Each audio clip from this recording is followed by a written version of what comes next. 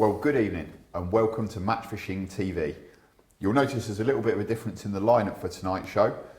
Roger Mortimer's away in Greece on holiday. Joe Carus, our colleague, has just got married to his beautiful wife Amy, now Amy Carus, and Tom is away fishing on the Riverfest Festival. So, in the studio with me tonight I have Matthew Godfrey. Good evening. And one of our newest recruits, young Jake Foles, who's been with us for 3 months now. Evening, Jake. Good afternoon. It's an evening show. Your first piece. Wait, what's the difference between afternoon and evening? It's past afternoon by the time it comes out.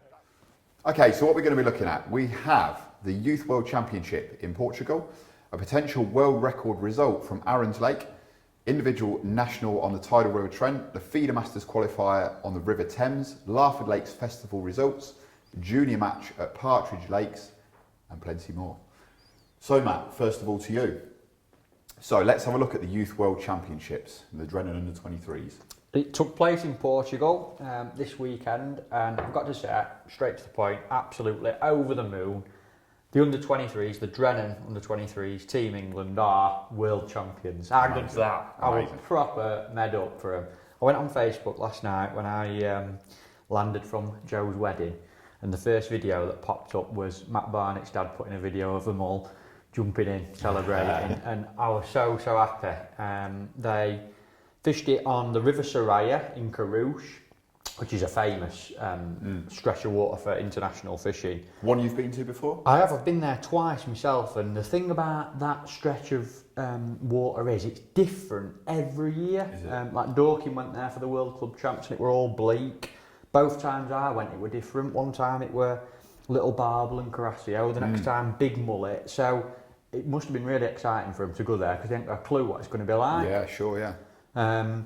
But that England won the under-23s category with 28 points. Italy were second and Portugal third. And now Portugal normally win at this venue. So for us to go out there and beat Portugal on their own ground, I think is a massive achievement. Really well done to the team. You know, to go somewhere that could be so different, demands so much in terms of prep. Yeah.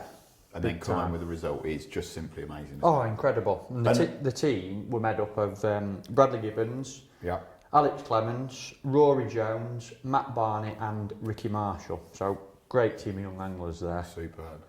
And on top of that, we've actually got an individual world champion as well, Alex Clements, who won the individual gold medal. He had 3 points. I think he won his section on the first day and was second on the second day, but I know it'll mean loads to Alex and his family. Yeah, sure. Massive congratulations, mate. Really well done to Alex and the team. Mark Downs, management, fantastic result. And it was quite exciting how Alex secured the title, wasn't it? Oh, big time. It sounded like I said, it's always different on this stretch of water. And I spoke to Bradley Gibbons this morning and he says, in A section, you could catch up to 8 kilos of carasio, but in D section, you never caught a single one. No, and it were more like odd big mullet and stuff. But on the first day when Alex won his section, he were doing really well, in contention all the time to win his section. I think the kiddie next to him re-balled it or something on the pole and he stopped catching last off. But they had a backup plan when the long pole wasn't working to fish a waggler where they'd been feeding sticky mag, and in the last 10 minutes of the match he caught 3 barbel on the waggler. And that sealed the deal? Must have done.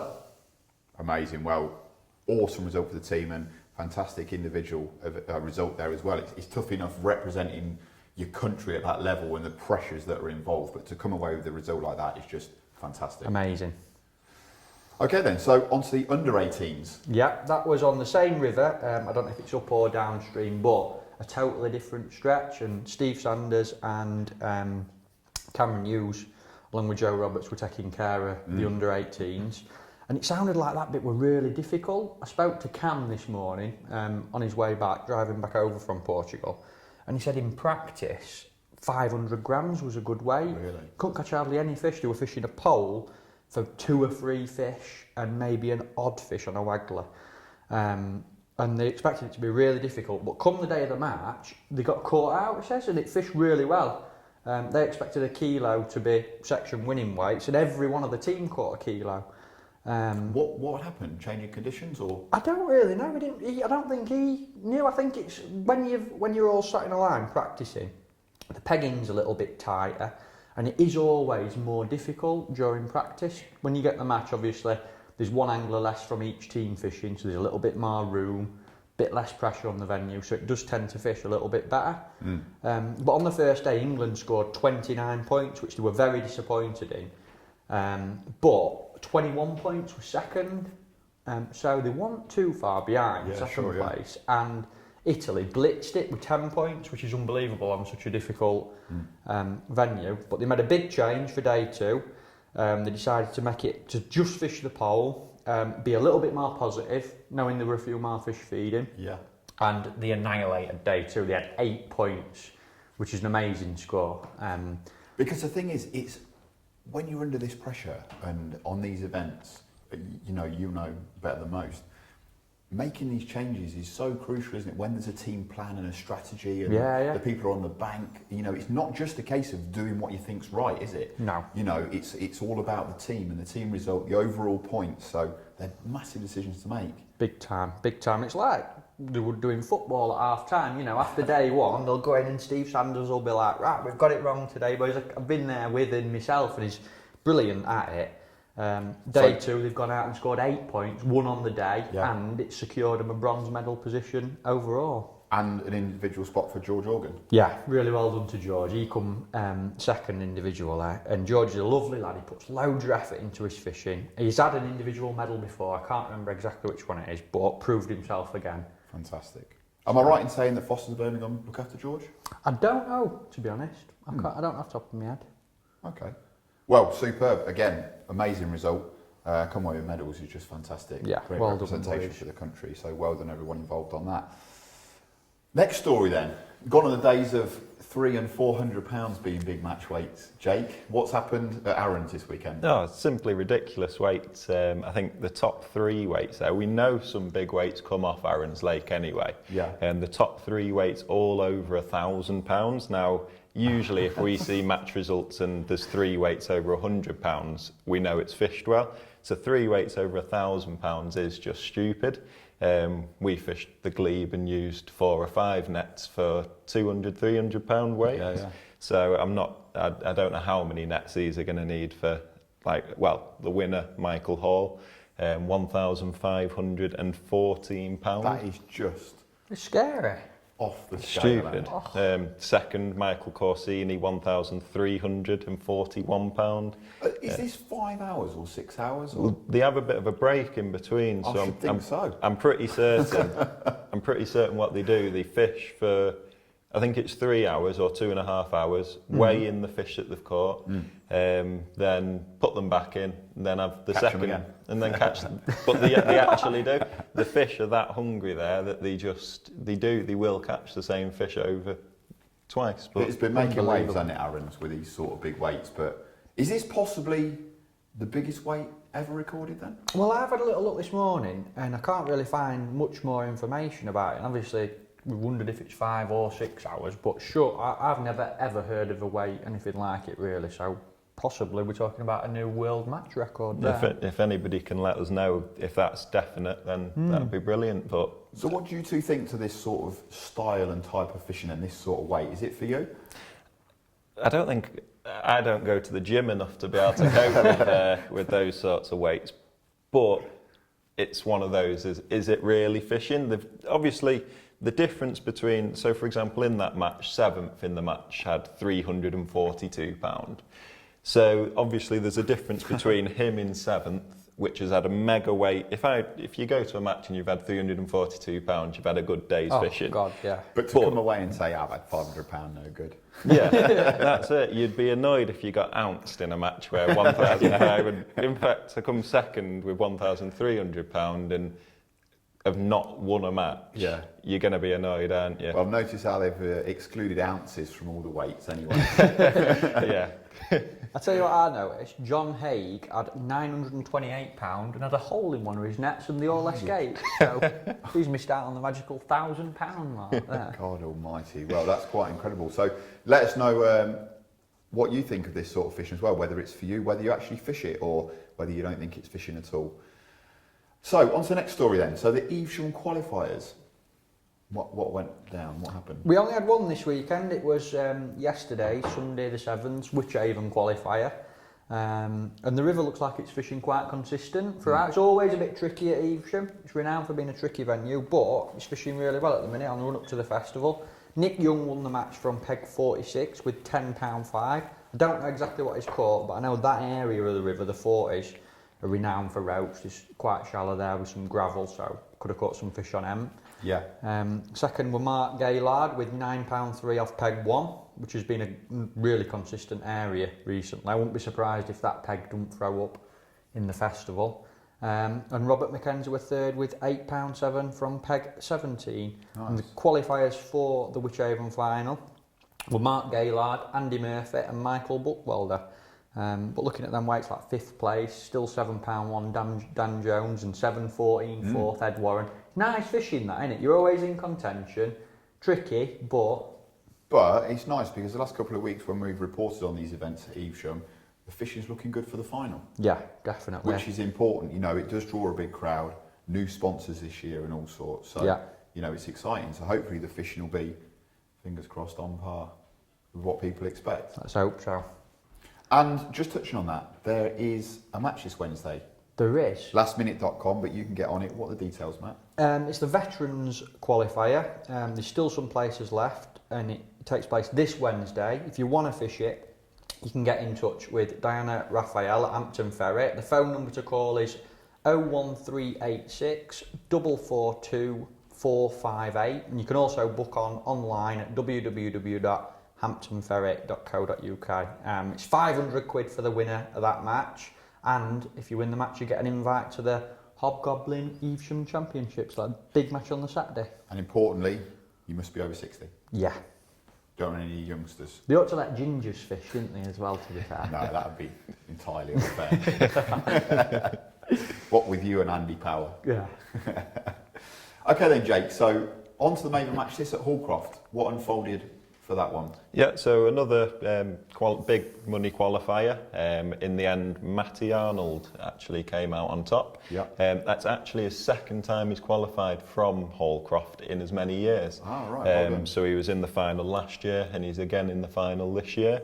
He finished with a weight of £161 2 ounce to take the win. Second was Chris Kitchen, who is another guy who always seems to do well in these big money qualifiers. He does, yeah. He qualified for the semi-final of the Fishermania this year, but didn't quite make it through to the actual main event on the final. Yeah. But he does well. Then we had Paul Wright and O Stringer. But then, as well as that, Frankie Giannicelli, our good mate, he's snuck into the frame as well in 5th place, and not quite as sort of close as he came at Heronbrook. But again, he's done well in another big qualifier. Yeah. Oh, well done. Well done to all there. How many Maven matches have been fished now? Do you know how many are left? There's 3 left now. Right. Okay. We've got one at Decoy, then Tunnel Barn Farm, and then a final one which has been added in is at the Glebe to finish it off, and I'll be fishing the last 2 of them as well. Oh, Nice. You going in there? No, not this time. Not this time. Right then, ladies and gents, that's this half wrapped up. Join us after the break.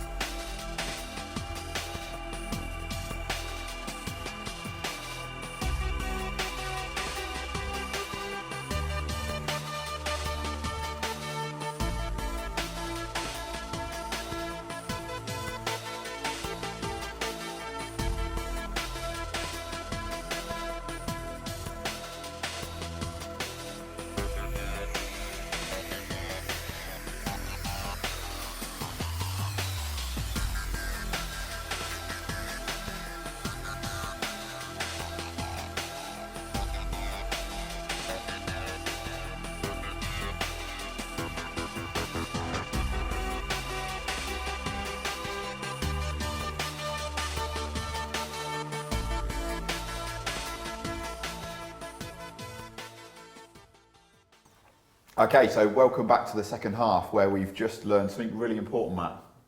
That our Jake is in a fresh set of jeans. Bless him. He must have been nervous. So let's jump straight in then. First story from this week for the second half. So Junior Match Aid, the 2016 festival. What happened there, Jake?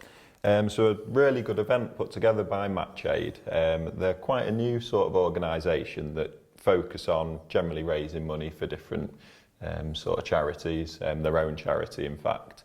So they've ran a junior festival at Partridge Lakes, 3-day festival, which 42 anglers attended, which for a junior festival is good. Really good attendance. Spot on. Good area as well, good nerve centre for young anglers and angling in general, isn't it, really, particularly for match fishing. Brilliant. Yeah, it's actually where I grew up, so you're quite right with that. So it was at Partridge Lakes, actually the top 3 of that event. So there was Danny Slack who won it, really close in fact. So him and Jordan Holloway, which we've heard quite a lot about recently, both finished on 3 section wins.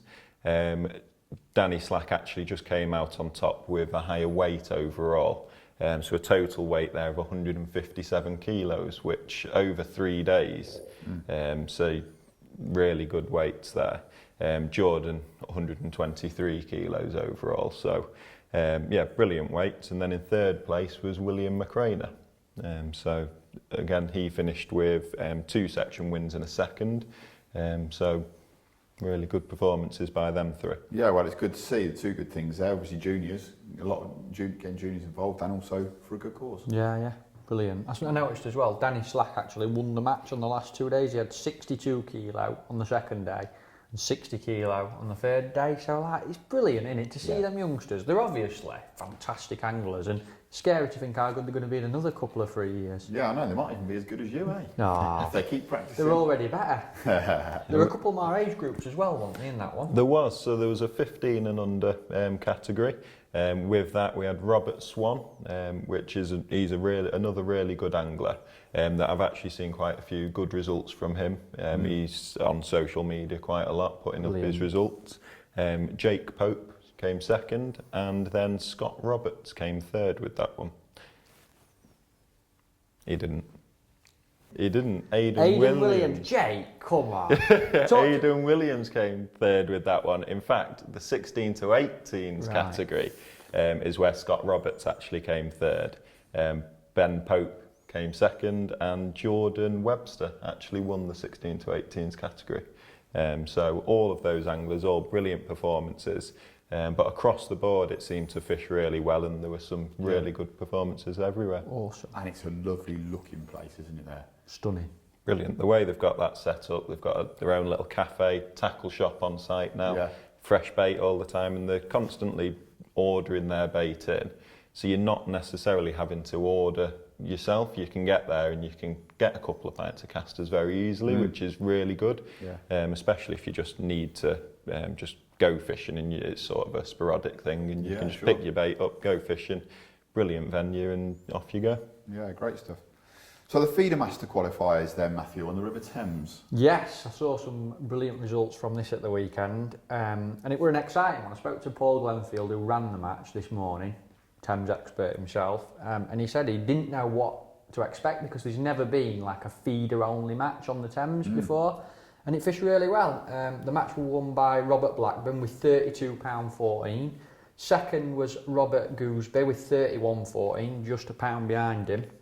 And 3rd, Paul himself with £24.06. Bream dominated all those weights, 2 or 3 big bream, backed up with some skimmers.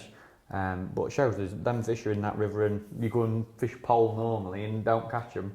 But there were loads caught this weekend. I know it's Dean Barlow had a lovely net of fish on Facebook. There were loads of like 16, 18, 14 pounds of odd bream and a few skimmers. So it's fished really well throughout.